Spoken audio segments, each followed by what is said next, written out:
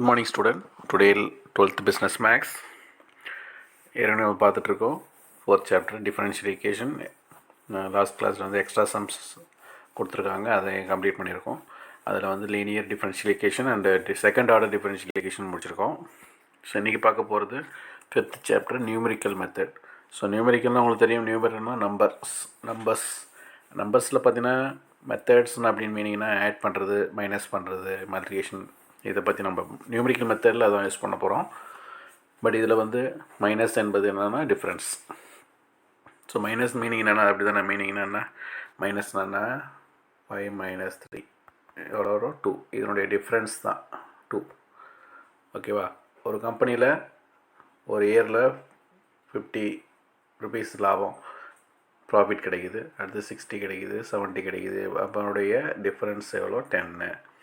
So அந்த difference compare பண்ணுறதுக்கு இந்த மெத்தட் யூஸ் பண்ண போகிறாங்க. சரியா? இது வந்து லெக்ராஞ்ச் யூஸ் பண்ணி, லெக்ராஞ்ச் கண்டுபிடிச்சி இது ஒர்க் பண்ணியிருக்காரு. So Italian mathematician. சரிங்களா? ஸோ ரிப்பீட்டட் ஒர்க்கு வரும், அதில் வந்து டிஃப்ரென்ஸ் கண்டுபிடிச்சி இப்போ 1946 ஒரு ப்ராடக்ட் சேல்ஸ் பண்ணியிருக்கீங்க, அது 1999 எவ்வளோ சேல்ஸ் ஆகிருக்கும் அப்படின்றத கூட கண்டுபிடிக்க முடியாது. நடுவில் ஒரு ஏரி கொடுக்கல அவங்க அப்படின்னு சொன்னால் மிஸ்ஸிங் நம்பரை கூட நம்மளால் கண்டுபிடிக்க முடியும். சரியா? இந்த மெத்தட் யூஸ் பண்ணுறாங்க. ஸோ இதில் பார்த்தீங்கன்னா ஃபஸ்ட்டு ஃபைனைட் டிஃபரன்ஸ் சொல்லுவாங்க. ஃபைனைட் டிஃபரன்ஸில் நிறைய மெத்தட்ஸ் இருக்குது. அதில் ஃபஸ்ட்டு மெத்தட் வந்து forward difference operator. Forward difference operator, அதோட ஆப்ரேட்டர் பாருங்கள், டெல். இந்த டெல் ஷேப்பில் போடணும், இது ஃபார்வேர்டு. ஸோ பேக்வேர்டு ஒன்று இருக்குது, பேக்வேர்டு போடும்போது இப்படி போடுவோம். சரியா? ஸோ எப்படி ஞாபகம் வச்சுக்கலாம் அப்படின்றத பார்க்கணும். ஃபார்வேர்ட். சரிங்களா? ஃபார்வேர்ட் மீனிங் என்னென்னா y1 - y0. y0 இதெல்லாம் கொடுத்துருப்பாங்க. y1லேருந்து y0 மைனஸ் பண்ணணும், y2லேருந்து y1 மைனஸ் பண்ணணும், y3லேருந்து y2 மைனஸ் பண்ணணும். சரியா? ஸோ ரிவர்ஸ் பேக்லேருந்து வரணும், ஃப்ரண்ட்லேருந்து போயிடக்கூடாது. இதுதான் ஃபஸ்ட்டு டிஃப்ரென்ஸ் சொல்லுவாங்க. இந்த ஃபஸ்ட்டு டிஃப்ரென்ஸ் எப்படி சொல்லுவாங்கன்னா டெல் y0. டெல் y0 எப்படி எழுதுவாங்கன்னா y1 - y0. டெல் y1 எப்படி எழுதுவாங்கன்னா y2 - y1. y1 இருந்துச்சுன்னா 2லேருந்து 1 மைனஸ் பண்ணு, 0 இருந்துச்சுன்னா 1லேருந்து மைனஸ் பண்ணு. சரியா? இதனுடைய அடுத்த நம்பர் என்ன, 1, அதுலேருந்து மைனஸ் பண்ணு. இதனுடைய அடுத்த நம்பர் என்ன, 2, 2லேருந்து 1 மைனஸ் பண்ணு. சரியா? இதான் கான்செப்ட்டு. ஃபார்வர்டு இதான் மீனிங் மைண்டில் வச்சுக்கோ.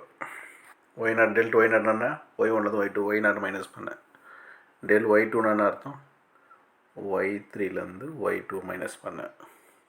சரிங்களா? ஸோ y2 - y1 அப்படின்னா டெல் y1. டெல் y2 அப்படின்னா y3 - y2. y2னா y3லேருந்து y2 மைனஸ் பண்ணுங்க. சரிங்களா? அப்போ சப்போஸ் டெல் yn yn + 1, அதாவது இதோட ஒரு பெரிய நம்பர், ஒரு number minus yn is called forward difference. இது எப்படி சொல்லணும்னா டெல்டான்னு சொல்லுங்கள். இந்த சிம்பிள் பேர் என்ன, டெல்டா. ஃபார்வர்ட் டிஃப்ரென்ஸ் ஆப்ரேட்டர் 10 f(x)ன்னு கொடுத்துருந்தாங்கன்னா என்ன சார் பண்ணுறது அப்படின்னா, அந்த எக்ஸுக்கூட 1 அதிகம் அப்படின்னு சொல்கிறது பதிலாக x + hன்னு சொல்லுவாங்க. 1னா அது h என்பது அந்த டிஃப்ரென்ஸை சொல்லுவாங்க. சரியா? 1னா அது 2, 3 இது ஒன்றா இருக்கலாம்.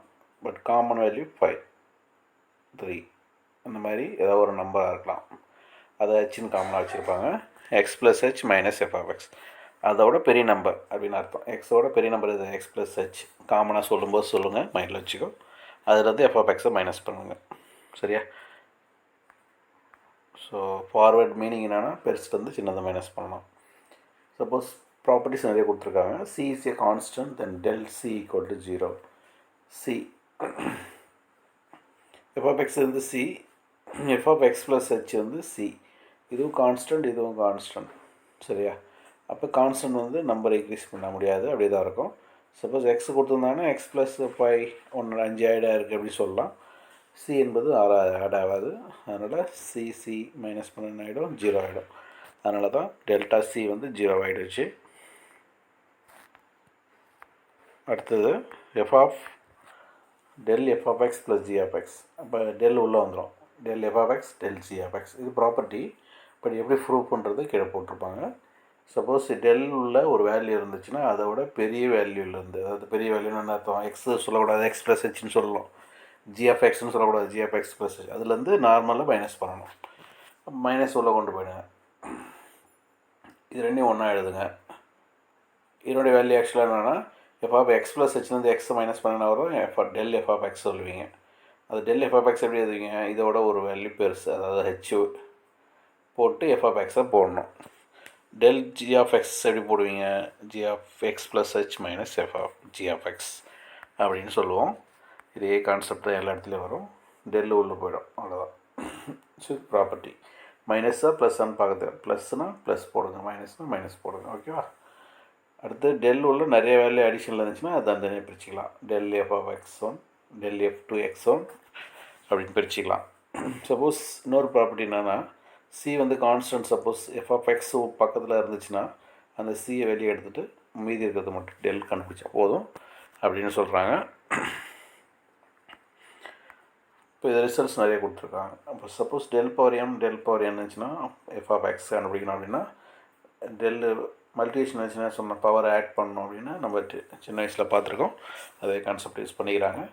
டெல் உள்ள இப்போ 2 ஃபங்க்ஷன் மல்டிவேஷனில் இருந்துச்சுன்னா எப்படி சார் போடுறது அப்படின்னா, ஃபஸ்ட்டு ஃபங்க்ஷனை வச்சுக்கிட்டு ரெண்டாவது ஃபங்க்ஷன் கூட டெல் சேர்த்துருங்க, ரெண்டாவது ஃபங்க்ஷனை வச்சுக்கிட்டு ஃபஸ்ட்டு ஃபங்க்ஷன் கூட டெல் சேர்த்துருங்க. இது டிஃப்ரென்ஷியல் ஃபார்முலா யூஸ் பண்ணியிருப்போம், D of UV method. U வச்சுட்டு வியை டிஃப்ரென்ஷியேட் பண்ணுங்கள், வியை வச்சுட்டு யூவை டிஃப்ரென்ஷியேட் பண்ணுங்கள் அப்படின்னு சொல்லியிருப்போம். அதே கான்செப்ட் தான். இதே டிவிஷன்லேயே அதே போல் தான்.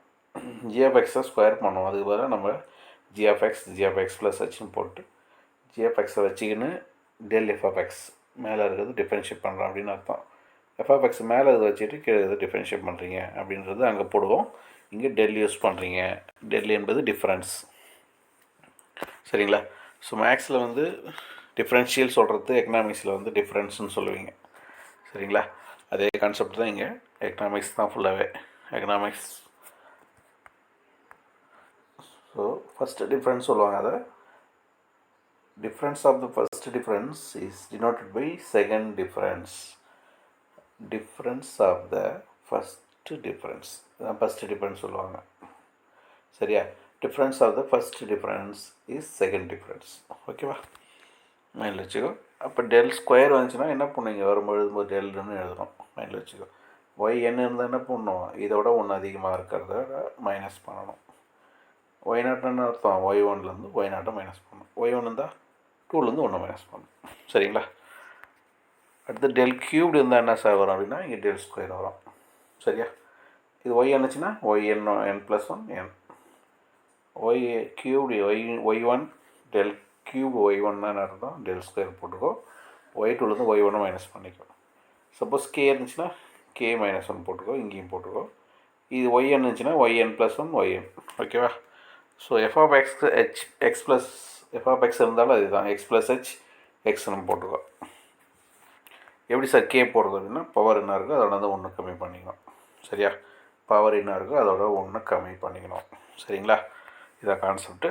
ஸோ இப்போ டேபிள் போடும்போது உனக்கு ஈஸியாக இருக்கும். இந்த table X naught Y naught இதெல்லாம் போட்டுக்கோ. டெல் ஒய் நாட் எப்படின்னா மீனிங்னா ஒய் ஒன்லேருந்து ஒய் நாட்டை மைனஸ் பண்ணணும். சரிங்களா. நல்லா பாருங்கள், இதுலேருந்து இதை மைனஸ் பண்ணி டெல் ஒய் நாட் போடணும். ஒய் டூலேருந்து ஒய் ஒன்று மைனஸ் பண்ணால் டெல் ஒய் ஒன் கிடைக்கும். சரிங்களா. இப்படி போடணும் மைனஸ் பண்ணி, இதுலேருந்து இதை மைனஸ் பண்ணணும். ஓகேவா. ஸோ இப்படி மைனஸ் பண்ணிட்டே போகிறீங்க. அடுத்து del Y one minus del Y naught அப்படின்னா டெல் ஸ்கொயர் ஒய் நாட். இதுலேருந்து இதை மைனஸ் பண்ணுறீங்க, அப்போ டெல் ஸ்கொயர் ஒய் ஒன். இதுலேருந்து இதை மைனஸ் பண்ணுறீங்க, டெல் ஸ்கொயர் ஒய் டூ. அப்படியே குறைச்சிட்டே போனீங்கன்னா இதுமாரி வந்துடும். சரி. அடுத்தது எஃப் ஆஃப் எக்ஸ் வச்சுன்னா எப்படி போடுறது சார் அப்படின்னா, இதில் எழுதிக்குவேன், நார்மலாக இருக்கும்.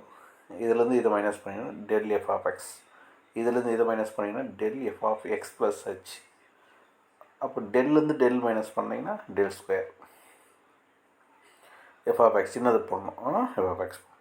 இதுலேருந்து இதை மைனஸ் பண்ணிங்கன்னா del square F of X plus H அப்படி போடணும். சரிங்களா. சம் போடும்போது உங்களுக்கு தெரியும், சம் போடும்போது ஃபார்வேர்ட் டிஃப்ரென்ஸ் டேபிள். இந்த ஃபார்வேர்ட் டிஃப்ரென்ஸ் டேபிள் எப்படி போடுறது, எக்ஸ் கொடுத்துருவாங்க ஒய் கொடுத்துருவாங்க, எக்ஸ் எழுதுறீங்க ஒய் எழுதுறீங்க. சரியா. மைனஸ் பண்ணணும். டெல் ஒய் வேணும்னு சொன்னால் ஒய்யை இதுலேருந்து இதை மைனஸ் பண்ணணும். சரியா? என்ன வரும்? 0.17. இதுலேருந்து இதை மைனஸ் பண்ணுறேன். அப்போ இதுலேருந்து இது மைனஸ் பண்ணிங்கன்னா 0.173. இதுலேருந்து மைனஸ் பண்ணிங்கன்னா 0. நடுவில் போடணும். அடுத்தது டெல் ஸ்கொயர் ஒய்வுன்னு என்ன அர்த்தம்? இதுலேருந்து இதை மைனஸ் பண்ணுறேன்.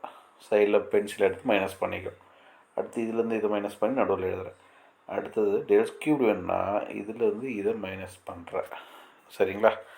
-0.001. இந்த டேபிளும் இதேமாரி தான் போடணும் எல்லா டேபிளும். ஸோ அடுத்த டேபிள் பாருங்கள். இவன் கொடுத்துருக்கல, ஃபங்க்ஷன் கொடுக்கல. ஃபங்க்ஷன் f(x) கொடுத்துட்டாங்க.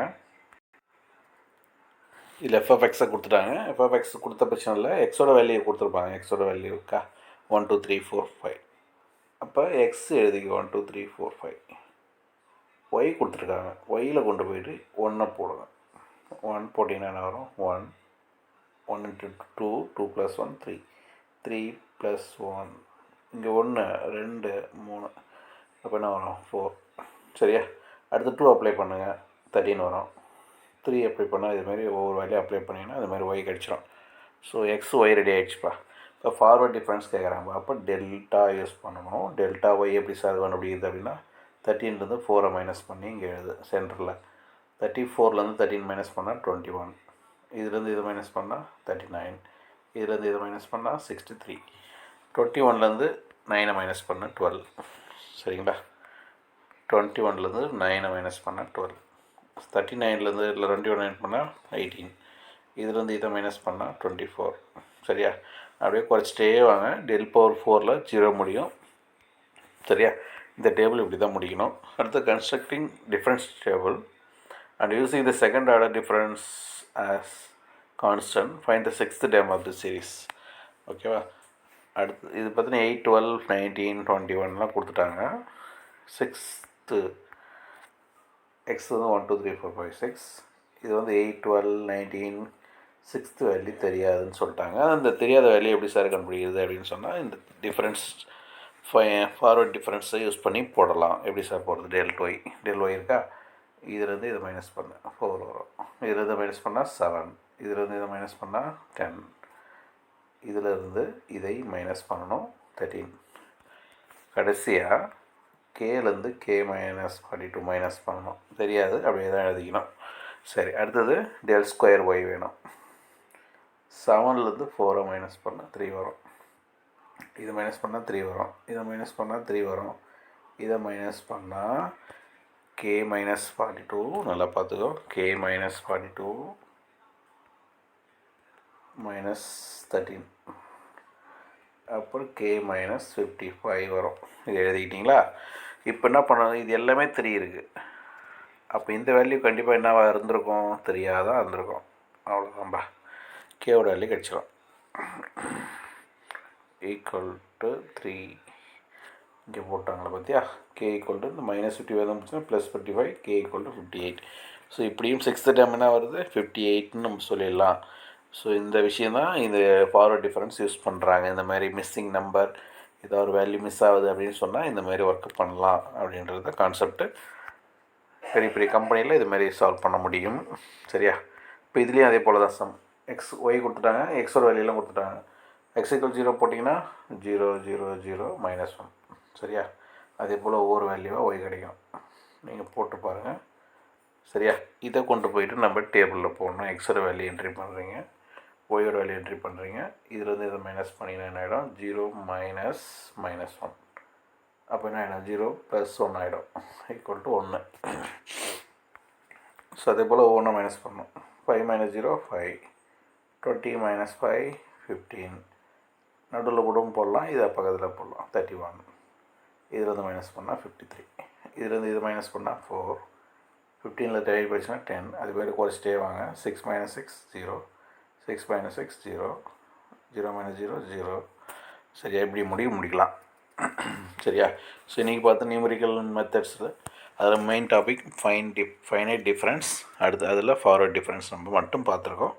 ஸோ இதில் இருக்க சம்ஸ் மட்டும் நீங்கள் கொஷின் எழுதி பேரண்ட்ஸ் சைன் வாங்கி அதை நீங்கள் ஃபில் பண்ணி எழுதி எடுத்துருவாங்க. ரொம்ப ஈஸியாக இருக்கும். ஜஸ்ட் மைனஸ் பண்ணுறது தான். எனக்கு இது மட்டும் எழுதக்கூடாது. இந்தமாதிரி ப்ராப்பர்ட்டிஸ் இருக்குது பாருங்கள். இதையும் நோட்டில் எழுதி அதை ஃபோட்டோ எடுத்து வாட்ஸ்அப்பில் அனுப்புங்க. கிளியராக அனுப்புங்க. சரிங்களா? Okay, thank you.